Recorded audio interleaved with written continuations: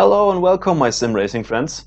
I'm Weezor, and yeah, we have Oculus Runtime 1.3 support now in Assetto Corsa since today, and it's awesome because it's working. And wasn't expecting something that good from Kunos at this point, because they said VR support is second now and maybe August or September. But they delivered with the Japanese car pack. So I'm sitting here in a Supra MK4, but I'm not talking about the cars. I just talk about VR because that's my thing. And first of all, you can start the game and you are in the launcher. As you know, there is your main menu and you choose your car and everything. But then the magic happens if you press the drive button, because then you are, before you are here in your Oculus home, so on the carpet near the fire, and then you are in a white room where it says health and safety and everything, and then you have to stare at this acknowledge thing, and then it goes black and bright again, and you are in your car in VR. It's nice with super good latency, so it's moving around smooth as Project Cars is. It looks good, but I had a few problems in the beginning, because if you leave post-processing and anti-aliasing on, you have a blurry image and it looks like 480p or so a bad resolution and everything, and you can't read the new things. So, and then I was reading about it in the internet a little bit, and people said that turn off the post-processing and turn off the anti-aliasing and you have good graphics and one of the super cool new features. So I turn on my headset and show you what they made. They made us a hut in Assetto Corsa in VR. So the people who drives on a monitor will be sitting there and like, what is he talking about? Setup and everything. We have that already. No, we VR guys were like, we had nothing. Just the opportunity to look out of the window and have a lap time above us. No setup, no chance to do pit stops, no lap times, no everything. If you were racing with friends and someone was way faster than you, he had a setup and you had no chance to have a setup by your own. But now, hey, we have this cool things here, and we have a cursor, but I'm where is it? Oh, what? Okay, it's because I had something in the way at the monitor. We have a cursor, so maybe you see two cursors, because in the two pictures my actual mouse cursor and this little yellow dot that navigates the menu is separate from each other, but that's not a big deal because I only see the yellow dot and I don't care. Yeah, and this yellow dot gives me all the opportunities the monitor guys had before, and we VR guys were complaining about not having it. So I can now change my tires to semi-slicks or whatever. I think I stick with the semi-slicks because I never drove a fast lap in Assetto for a month. So 30 liters. I don't know how far I will go with that, so I leave it like it is. But it's just to show you. So it's like a curved monitor around you, the hut, and it ends here. So it looks weird, but it's for the VR guys. They know what I'm doing here. I'm not mad. I'm just telling you where it ends. So it starts here and ends here, and it's like in this field of view. So it's curved, and you can go nearby and read all the things if you have a problem with your eyes, but I have absolutely no problem to read it from here. So, and yeah, it's static. And yeah, you can see the lap times, and now even the replays are working. It's not working good, it's quite hard to navigate through it, but I don't care. I don't watch replays that often. So, and now what's the nicest part of all the new features is that you have your hut around you and you can move it like on monitor. So I grab it here, it's my performance delta, and I can leave it here on the roof where it's out of my sight if I'm driving, and if I want to know how fast I am, I can look at it. So, and here is the track description. We are on the Döttinger Höhe, and I do it in this position. I don't know if you see it at the monitor. We'll have a quick look. Maybe you will see it. And here is my lap times. I have it on the right, so I can drive my laps on a Grand Prix course maybe. And yeah, I can look at it and see what I'm doing. So, and if I go to the completely right side of my HUD here, I have the apps. It's like on monitor, and it navigates like butter.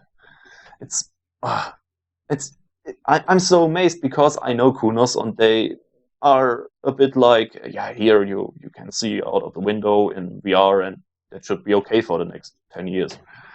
And now they came along with this beautiful HUD here and all the opportunities to show the frames where they are here.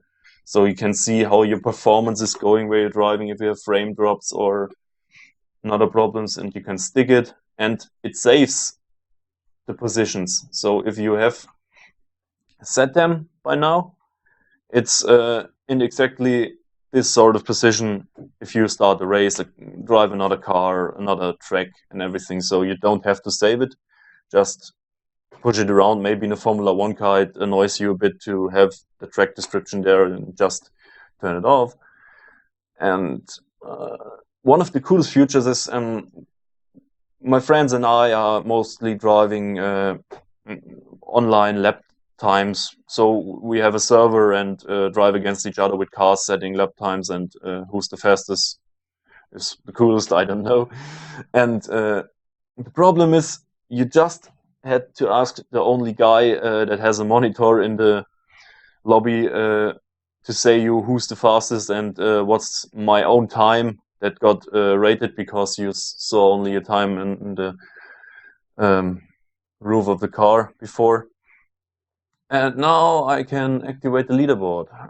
Where it is? Laps leaderboard. So, and I can leave it there. It's not a problem there. So, and I can drive against my guys and talk with them and everything. And then I can see, oh, he's a second faster than me, and I know who's faster, I know what sort of car he's going, and I even see what his tires. It's SM, it's semi-slick, yeah. So, but I turn it off because no friends here in the middle of the night in Germany. Yeah. So I will do a lap, and for that I will turn on a few more apps. So here maybe the track card, I push it to the side so I can look if someone is behind me in an empty game. Okay, so, and the only bad thing I figured out is that I have no chance to map a button to recenter the rift. So the only chance you have to get the right position on your headset in a DK2, I don't know if it's possible if I had a Xbox controller or a CV1 with the remote, but I can't recenter myself. So if I have my headset laying here on the seat, yeah, and press race, then I'm sitting backwards in the trunk and can't drive at all. So I have to go back in the launcher, press drive, put on the headset very fast, and then go in a position that seems okay.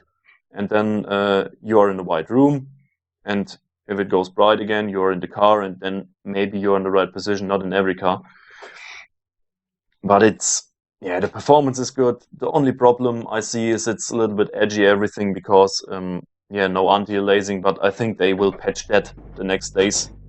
So turn on the lights. Yeah, and the sounds in the new cars are amazing, like usual project cars. Sorry, Assetto Corsa. Okay. I lost it a bit here, but I think what I have to say, but I think that was everything. And now I do a lap, and let's see if all the apps are working. And at this point I don't have a good position for the cursor, so I leave it on the upper left corner.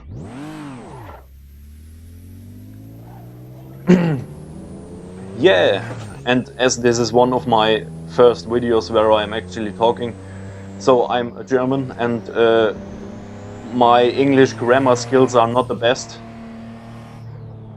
but at least I try to speak without that very bad German dialect, you know, like I'm in a Supra, it's a very nice car, it has around 330 horsepower and lots of torque, and now I'm driving around the Nürburgring. I entered Tiergarten and now I go through one of the last corners on the old start and finish line. So if I continue talking like that, I think you will bleed from your ears. And as I'm very good at imitating dialects in German, so I try to give myself a bit less of this weird German dialect. So it's way nicer to listen without problems. So yeah, Supra sounds nice. So they don't edit that much features like you maybe think after all I said. So you have the HUD and everything and the opportunity to give yourself a setup. I don't know what's with the pit stops. I'm not tested it yet. Whoa, I have to concentrate a bit. But at least it's working, and it's working in direct mode. The performance is okay, so I can't say that it's better in terms of performance because I have constantly my 75 frames. But I turned off the VSync, but I don't know if I had to do that, but I have that option in Project Cars, so I get a little bit more performance. And I use NVIDIA Inspector and give the game a frame cap of 75 from the graphic cards. And yeah, I was fine with that, and I'm also fine here. So I don't experience less latency or something. And as I first started the game, I was only able to choose 180p, 1080p with 60 frames. And VSync on, and then I turned my head and was like, nah, judder and everything, and I thought, okay, maybe the performance, but it was not the performance, it was the problem. I had only 60 Hertz in the Rift, and yeah, that looked weird. So I turned off the VSync in Assetto Corsa, and yeah, it was working. And it's working quite good. It looks good, shadows are there, and the only thing they forgot. I don't know if I should say that because I think it's a lot of work to make you feel G-forces in the car, like they did in Project Cars. So it feels better than before. I don't know why. It feels a little bit more agile and everything. Maybe that's because of the good latency, I don't know. But there is still no G-force simulation for the headset. So I will do a video about VR explained in Project Cars, because Project Cars is working that good. Like, yeah, like you feel in a real car. So here it's, you recognize it if you're braking. Because in Project Cars, I brake, I push the brake pedal, and then my headset and everything, my view, so I feel like I am the driver, are pushed onto the wheel. So I think, oh, I'm braking, and I'm braking that much, and it's like in real life. So you brake into a corner, and you have a very, very good information about what your car is doing at the brake. So you can brake, and then you think, okay, that's the right speed to turn in, and you're very fast. And here in Project Cars, you are bolted into the car, and you're not moving at all. So if I brake, I see the world moving, so the car is going down at the front, but my driver is not separated from the car like a moving mass. So like you are in a real car, you get thrown around and everything. and that's simulated in Project Cars, and that makes it feel way more immersive, and you have way better control over the car because you have a additional thing that tells you what the car is doing.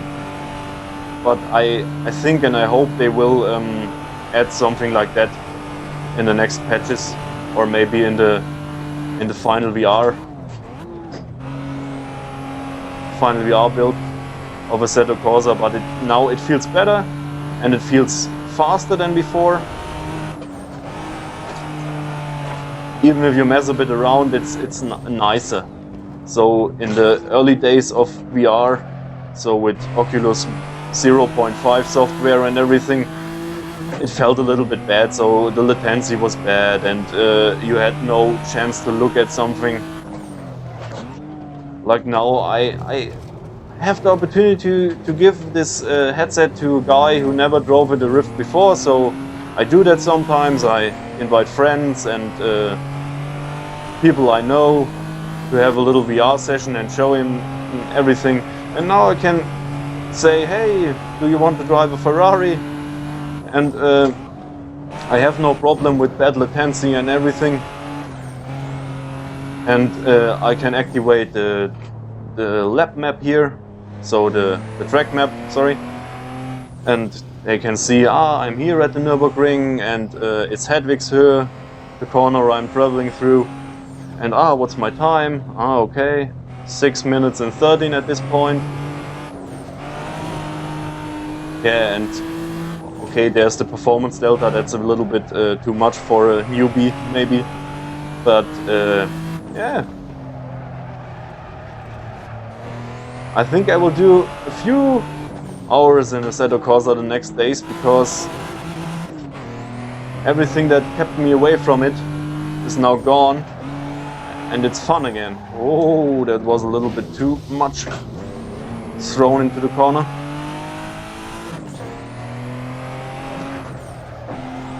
Come on, drift. Okay. Maybe the semi-slick was not the best decision for mess around. Just if you drive with the X.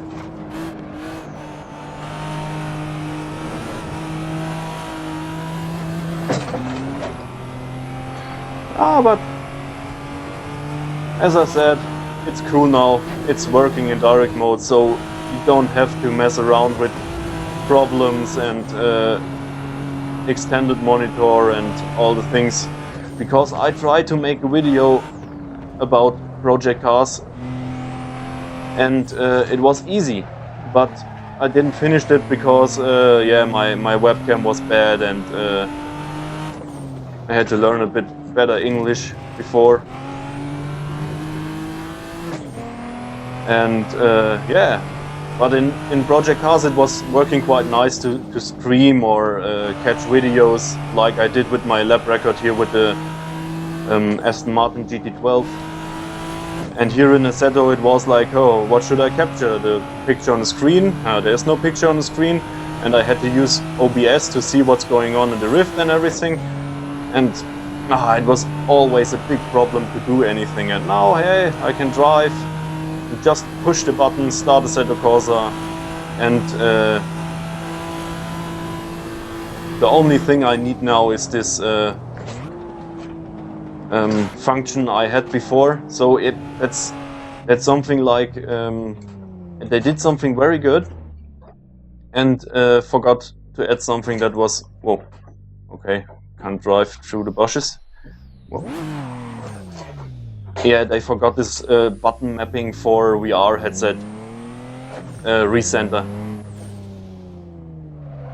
I don't know if you need a recenter button in a CV1, because you have the remote and everything. Oh wait, I will park there.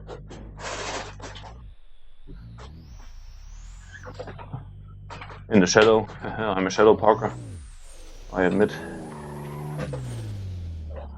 Okay, let's park here, stall the car. Yeah, but I need that button, because in some cars, even if you sitting here like a pantomime, and waiting to click drive, and then it's centered, and then you are behind the head of your driver or so, I don't know. And in the early days of VR in Assetto Corsa, I just pushed the button, was recentered, and if I was recentered too far from the wheel, I go a little bit backwards and push the button, but this button is not working anymore, and the other button is also not working anymore. And I tried to map everything, tried a few buttons at the keyboard, no chance to recenter the Rift. But I think this problem will be fixed in the next updates.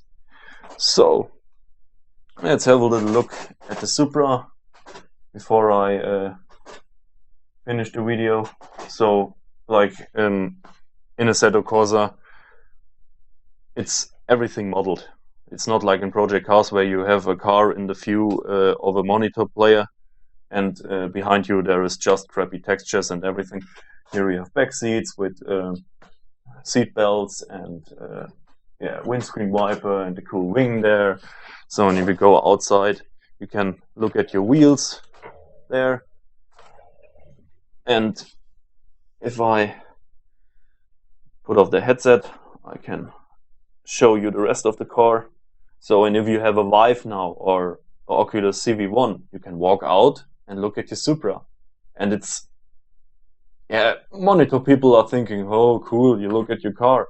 But there is a car in real scale standing in front of you, and it's the car you drove before or you want to drive, and you're like, oh my god, this is a Ferrari F40. I never thought it in real life, and this is the nearest thing to a real car you will ever go, because some of the cars in the games are like 5 cars ever existing or so. So, and then you can look at the brake calipers and everything. So, okay, I'll finish this. And I hope you enjoyed my little explanation about Oculus Support 1.3. It's good. It's not perfect, but it's way better than what I expected. So, and now I have my little yellow dot, and I can click on leave or back to the pits. And if I'm back to the pits, back in the pits, I'm here. There's the guy. I call him Johnny. Hi, Johnny. And but as I said, now you can do a setup in VR, and it works, and it's quite cool. So, and for now, I hope the guys with Dirt Rally will also do an update to Oculus 1.3. Wait, there's Johnny. And then we will have all the 3 good games at the moment in VR. Project Cars is working quite good. It's looking a bit better because you have all the post-processing working and all the graphic goodies, and you have a cursor in your Rift, so you don't have to mess around with the mouse. You can just look at setup and click a button at the wheel because it has button support and everything. But now we are able to drive Assetto easily, and yeah, that's cool. Very, very cool. Oh, I can't imagine how good it will be if it's finished, and I just hope they get the G-force so you move around in the car. For some people it sounds a little bit weird to get thrown around in the car, but in real life you have this, we Germans say it's a popometer, so you feel it in your ass if the car is moving and everything, and in VR you're sitting still. And in Project Cars this works very well, so I found myself the other night trying to do a good lap in an Ariel Atom V8, and there was one of the last sections in the Nürburgring Nordschleife where are bumps and everything on the road, and it's a very stiff car, and the car was like going up and down, and my head was going up and down, and I was so distracted from the next corner because of this wobbling and the G-forces, and at least it felt good. It was a little bit slower because I can't quite good concentrate, but it felt like on the real ring. So I did laps on the real ring in my car in real life, and it's what I missed in Assetto Corsa, you know, the G-force experience. But if you are more into VR, you know what I'm saying. Some people say, oh, you don't need that. But I need that because in Assetto Corsa I go on the brake and I brake and I feel nothing and I'm like, okay, that's maybe the right speed for the corner. I don't have a good input that tells me if it's good, and then you turn the wheel and understeer and yeah, into the wall. And in Project Cars you are flying through the track and have a good instinctive driving. Yeah, that the game tells you more, like Assetto, but in Assetto you have Ferraris and Lamborghinis, so some good and some bad things in both games, but now both are direct mode, working perfectly in Oculus 1.3, and I'm very happy that it's still working with my DK2, because the reason I not bought a CV1 or a Vive is, first of all, I will wait to see what's better for moving around, so I just do Elite Dangerous and racing, but it would be awesome to walk around the Ferrari. Or maybe in rally games it will get better and you crash the car and it's not moving and you go outside and look at the tires and, oh, okay, the suspension is broken, and then you leave the race. And the other point is, that's not that big improve. I have friends that tested the CV1 and they had a DK2 before, and they said it's not like, wow, it looks way better than ever. They said it looks better, it works better, and the tracking is better. So yeah, I'm just a bit better. And we are here in Germany pay 740 euros for a CV1. And I said, okay, no, let's wait what the prices does and what's the Vive is with the controllers, and maybe there will be hand controllers in the future, so like a glove. And guys, just imagine you have a glove on it and you grab the key, turn it around and start the car.